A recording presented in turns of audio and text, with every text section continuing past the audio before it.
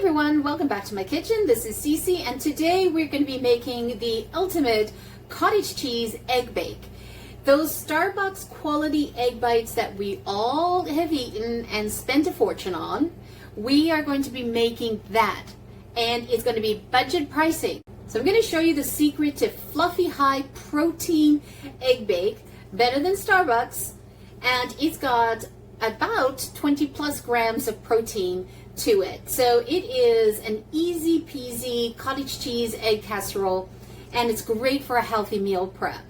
So let's get into it. It's really easy. Now if you're planning to pay $6 for 2 of those egg bites at that famous coffee place every morning, just to hit your protein goals, I mean, like, stop doing that, because today I'm going to show you this high protein, healthy cottage cheese egg bake that is bigger and better and costs a fraction of the price. And I'm also including the, buying these bites at Tim Hortons as well, because they come out extremely rubbery sometimes. So let's avoid that and let's see how we can make it ourselves. So first things first, you're going to need 12 eggs. You're going to need 1.5 cups of cottage cheese. I like to use a 2% cottage cheese, but if you want to use 4%, by all means, go right ahead. And that's 13 grams for a cup. You're going to need 2 ounces of Feta cheese. I have 1 sweet pepper. It can be any color pepper. I just happen to have orange in the fridge. I've got them diced. I have 8 ounces of cremini mushrooms sliced, and I have 1 heaping tablespoon of this organic no salt seasoning from Costco. It's actually quite good. I love that. It has a nice citrus note to it, orange and a lemon. And then you're going to need basically some baby spinach, and you're going to need about 5 cups of it. I pretty much buy one of these containers and go at it. I don't even measure 5 cups, but that's what I end up doing. I like to buy the organic spinach when I make this dish, and that is it. And of course you're going to need some olive oil, some salt, and black pepper, and a baking tray. So you want to get maybe a 9 by 13 baking tray. You want to spray that down with a little bit of oil. I use some avocado spray, and I've got the oven preheating at 350. So let's get this put together. And the first thing we're going to do is we're actually going to cook off the mushrooms, the peppers, and the spinach. And you know what I forgot to add to this? Is I'm missing my onion. Hold on, let me go chop some onion. Okay, so we're doing the eggs, and you're going to need 12 eggs to do this. Now, you could replace 2 to 3 of those eggs with a 1/2 cup of egg white if you wanted just to change up your fat combo, your macros. It's up to you. But I just find 12 eggs work perfectly well for this bake. And I like to make the big tray as opposed to the little individual ones, like the bites, because I can cut the size. I can cut it to the size I want. So if I wanted to have this for lunch, I could may have a bigger component, like a bigger piece. If I wanted to have it as a snack size, I can make that smaller. Break up the eggs, not too much, and then I literally just pour the 1 teaspoon of onion powder, 1 teaspoon of garlic powder, 1/2 teaspoon of black pepper. And when I say a 1/2 teaspoon of onion powder and garlic powder, let's say it's a heaping 1/2 teaspoon, but the pepper is definitely measured at 1/2 teaspoon. And then this is 1.5 of the organic seasoning. Let's mix that all in. Now you can play around with this. I mean, you could do Italian seasoning if you wanted to, or you could add in a little bit of dry thyme like I'm doing here. Change it up. You can put some celery seed or celery salt in there as well. That will work. But I'm trying to control the salt level because there is sodium in the cottage cheese, and there's also sodium in the feta that we're going to be crumbling up. Okay, so that's aside, and now what we're going to do is whip up the cottage cheese. Okay, so the trick of this is you definitely want to blend up your cottage cheese with a little food processor or your regular blender, and we're going to need 1.5 cups. Pop that in. So that's 1/2 cup. That's a cup. We'll put another half. Let's leave this aside. And what I do here on the blender is I will use, I'll alternate on the blades.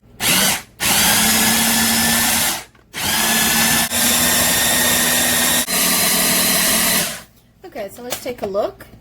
Perfect. Look how nice and creamy that is.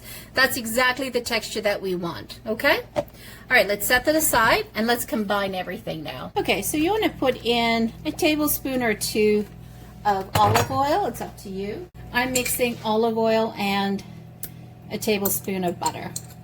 Actually, this is more like 1/2 tablespoon of butter. Here's that onion.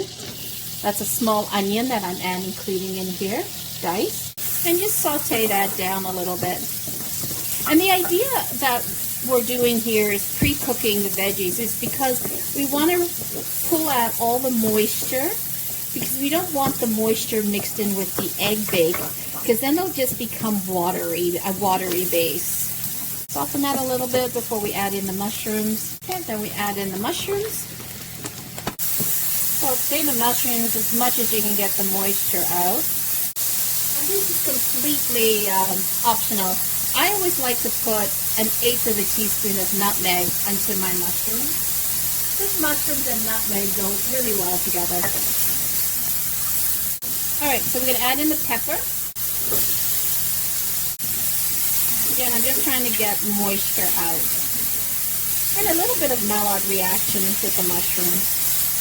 Because that's just going to add flavor to the bite. To the bake that we're making, I should say. And what I like to do is I like to use this baby spinach. And I don't even dice it or chop it roughly.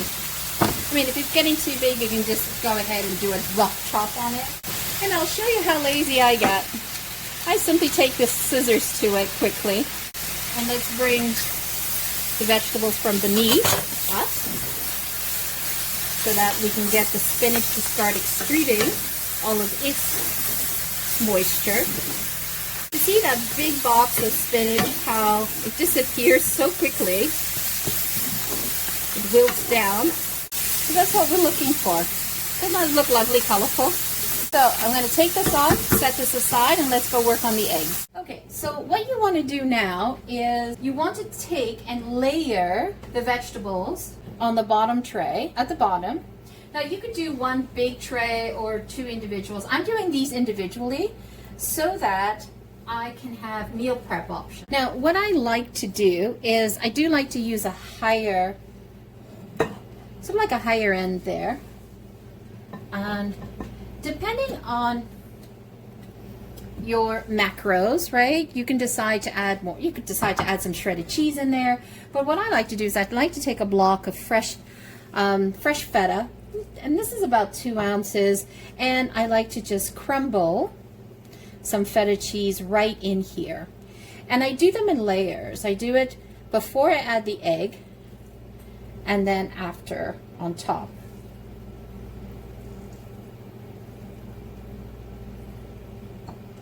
A little bit more here. And then just use your fingers. Make sure you get all the corners with some veggies in there. Nice creamy feta layer. I just take the egg mixture with, and you see how nice and thick it is already?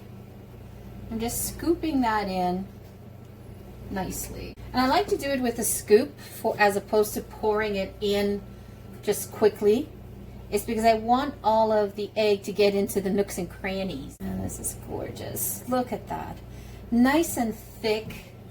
It's not runny at all because we took the time to blend the cottage cheese.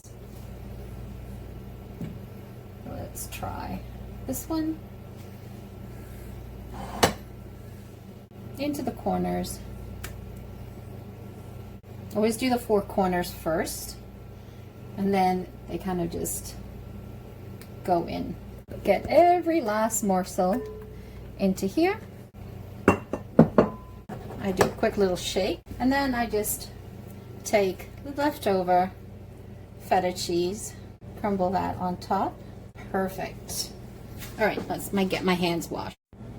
All right, and then what I do is I will put these on a cookie tray, like on a sheet pan, just so that I have no bubble overs. And then what you can do is that if you wanted to bake this and you don't want it to burn, you could like fill your pan with a little bit of water just to create a little bit of heat, just to create some steam through it, so it'll have that sous-vide type of texture. Okay?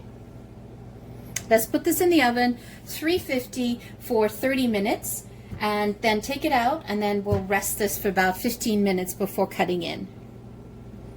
So there you go. I put a little ramekin in there with water, and then it will steam as it bakes in here. And I did sprinkle a little bit of sweet paprika on top of the bake just to get some color as well.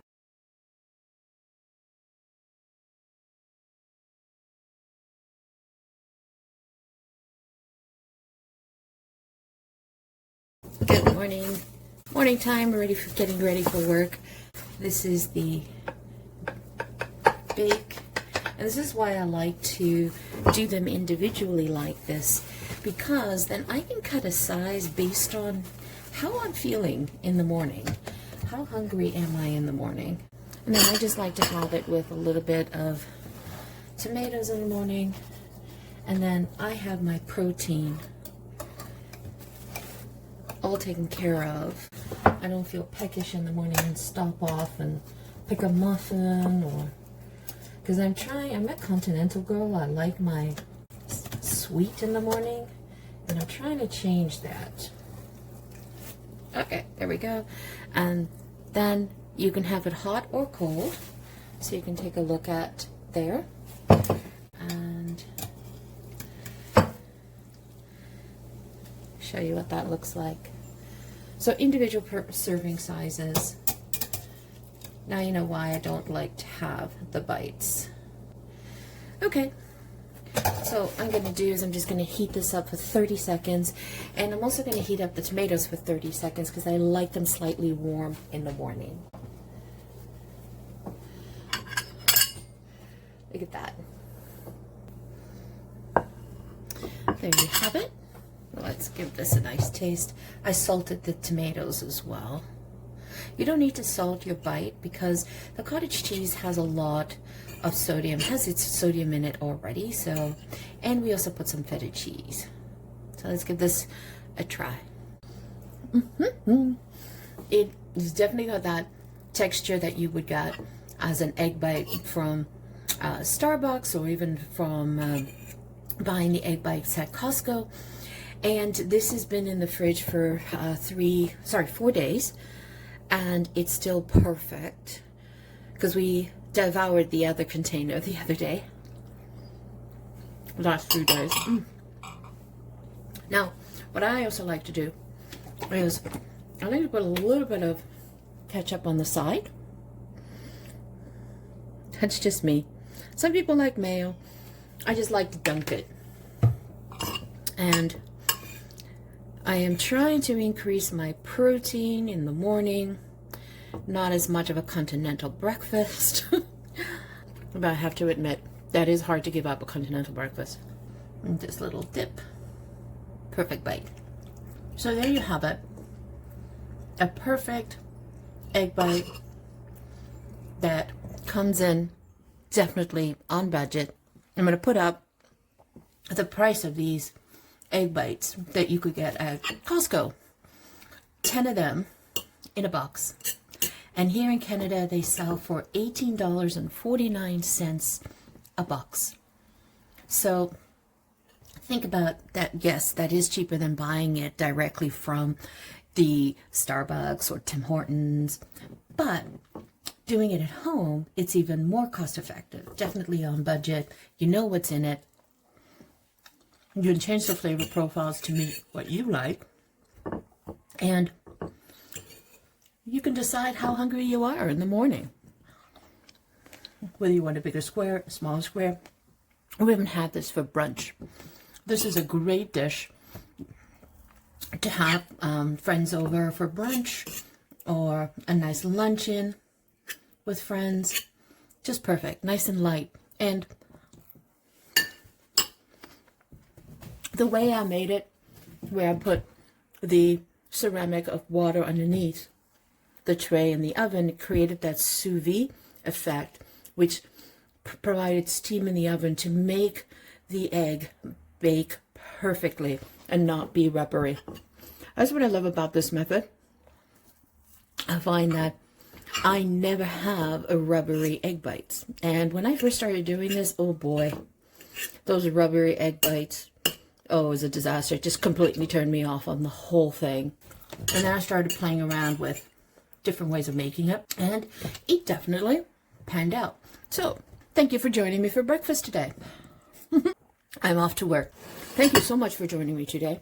It's always greatly appreciated. If you're new to the channel, welcome. If you have not yet subscribed, hit that subscribe button, hit that like button, share it out with it on your socials with family and friends. We are trying to grow this channel, and we're looking for everybody's support. We're a small creator site. We're trying to hit our milestones of 1,000 subscribers, and we're almost there. We just need your help to get us over that finish line. Once again, thank you so much for joining me. Have a fabulous day, and remember, make this, stick it in the fridge, and you have a high-protein, healthy breakfast in the morning. Join me as I try to change my habits as well. Once again, don't forget to hit subscribe.